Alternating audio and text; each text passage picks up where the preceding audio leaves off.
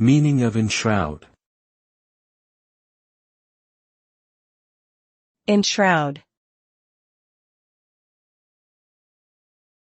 Enshroud. Enshroud. Enshroud. Enshroud means to cover or conceal something completely by wrapping or surrounding it. It suggests a sense of mystery or secrecy, as if the object being enshrouded is hidden from view or knowledge. The result of enshrouding can be a sense of darkness or obscurity, as the object is obscured from view and its features are masked.